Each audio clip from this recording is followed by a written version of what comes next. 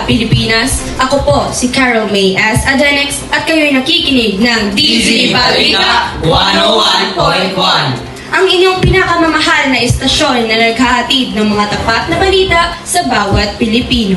Ako naman po si Hasan Jose 12 at sa ating programa ngayong araw, tatalakayin natin ang isang seryosong issue na patuloy na bumabagsak sa kalusugan ng mga Pilipino, ang non-communicable diseases o NCDs na tulad ng diabetes, sakit sa puso at hypertension.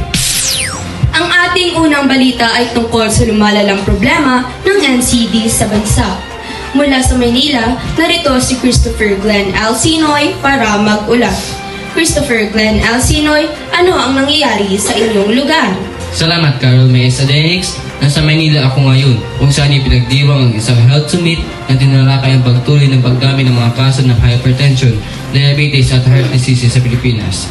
Ayon sa Department of Health, patuloy na tumataas ang bilang ng mga Pilipinong apektado ng NCDs kaya't isinusulong nila ang mga programa para sa malusog na pamumuhay. Maraming salamat, Christopher Glenn Alcinoy. Isa talagang malaking hamon ang mga sakit na ito na patuloy na nagiging sanhi ng pagkamatay ng marami nating kababayan. Ngayon naman, alamin natin ang lagay ng panahon mula kay Vince Andre Cacabilos.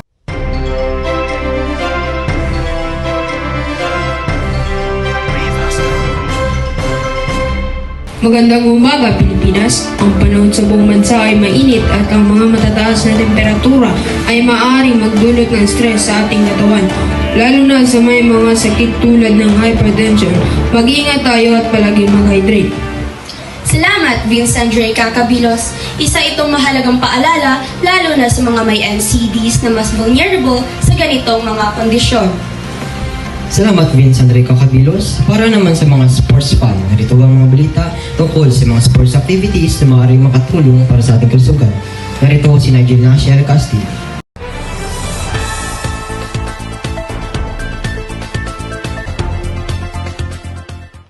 Salamat Hasan Jose L12 sa mga nagnanais na malusog na katawan, malaga ang regular na ehersisyo, ang jogging, biking at swimming ay ilan sa mga pinaka-basic ngunit epektibong paraan para magbaba ng risk sa NCDs tulad ng heart disease at diabetes. Talaga nga ng mga physical fitness ay may malalim na epekto sa ating overall health. Ngayon naman, narito si Eman Shera para sa mga balita mula sa mundo ng showbiz at kung paano nakakatulong ang mga celebrity na magsulong ng malusog na pamumuhay. Salamat Carol May S. Adenex.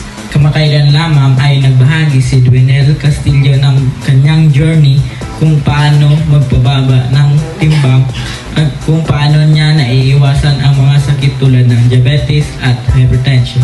Ito ay isang magandang halimbawa para sa atin lahat ng mga kababayan natin na nagsimula ng healthy lifestyle. Talaga nga namang nakaka-inspire ang mga kwento ng mga sikat at personalidad. Sana ay magsilbing inspirasyon sa marami sa atin.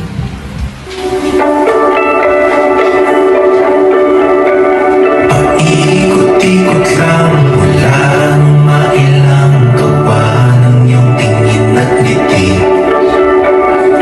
Di sinasadyang mahulog, malibang aasa na tayo sa huli.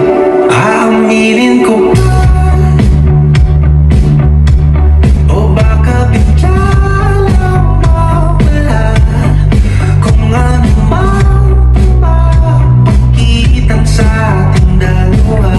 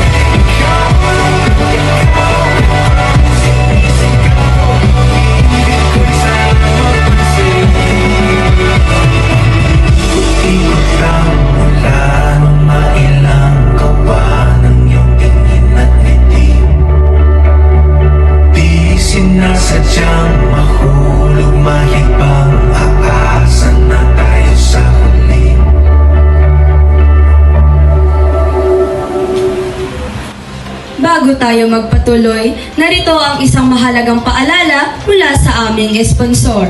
Pagod ka na ba sa stress at kulang sa enerhiya? Subukan ng Vitaboost Energy Drink. Nagbibigay ng lakas at focus para magtagumpay araw-araw. May natural na ingredients para mas malusog na katawan. Available sa mga suking tindahan sa buong bansa.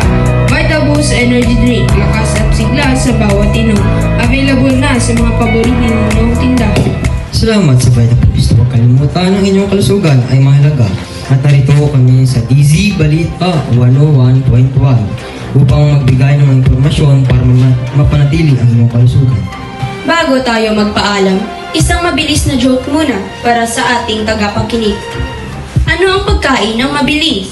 Alam ko na yan, lumang-luma na yan, fast food, Hindi. sopas, Hindi pa rin. o ano-ano. Yung itlog. Anong itlog? Yung yung quick-quick.